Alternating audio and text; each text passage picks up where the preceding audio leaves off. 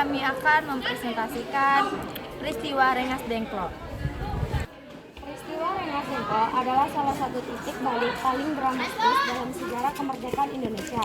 Peristiwa ini bukan sekedar aksi-aksi penculikan biasa, melainkan manifestasi dari benturan strategi politik dan visi nasionalisme yang golongan muda dan golongan tua. 16 Agustus tahun 1945, pada pukul 3 WIB pengamanan, golongan muda memutuskan untuk membawa Soekarno, Fatmawati, Guntur yang masih bayi, serta Muhammad Hatta keluar dari Jakarta menuju Rengas Dengklok. Karawang, lokasi ini dipilih karena relatif aman dan dijaga ketat oleh tentara PETA atau pembela tanah air di bawah pemimpin Soeharto Singgi. 16 Agustus tahun 1945 pagi hingga siang di Rengas Dengklok, Soekarno dan Hatta ditempatkan di rumah seorang petani Tionghoa bernama Jiwei Kiesiong.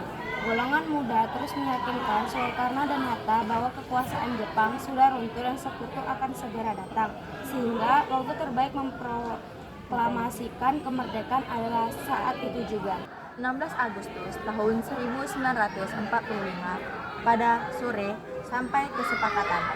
Di Jakarta, Ahmad Soebarjo atau golongan tua bernegosiasi dengan Wikana atau golongan muda.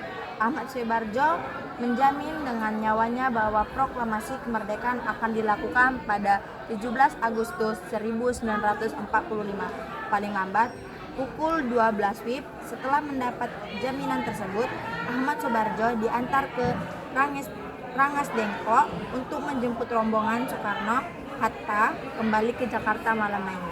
Kronologi peristiwa 15-16 Agustus 1945. 15 Agustus 1945, kekosongan kekuasaan. Sultan Syahrir menerima kabar radio bahwa Jepang telah menyerah tanpa syarat kepada sekutu.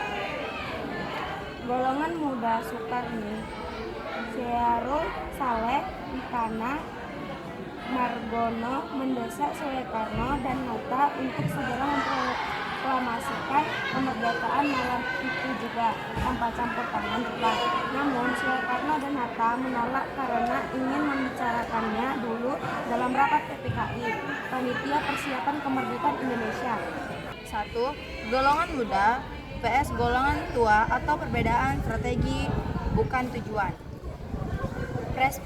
Perspektif golongan muda, proklamasi harus dilakukan sebagai tindakan revolusioner murni oleh bangsa Indonesia sendiri, bukan hadiah dari Jepang melalui PPKI yang dibentuk oleh pihak Jepang.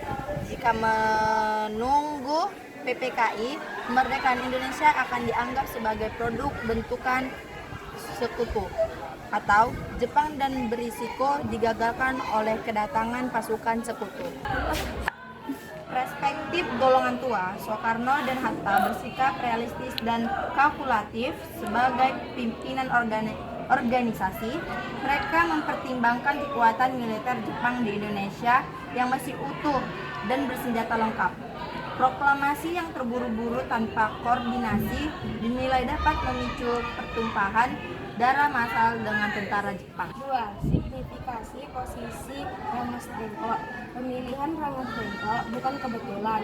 Karawang merupakan markas peta yang kuat, terlindung dari jangkauan patroli militer Jepang di Jakarta, serta memiliki akses komunikasi terbatas hingga menjamin keamanan fisik Soekarno-Hatta di investasi Komandan Pusat Jepang.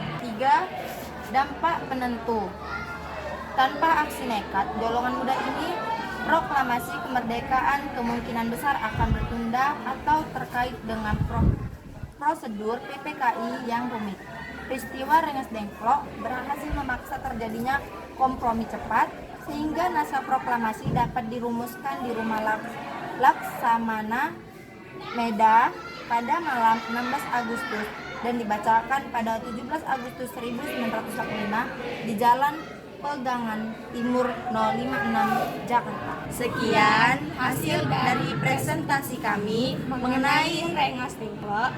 Sekian, terima kasih.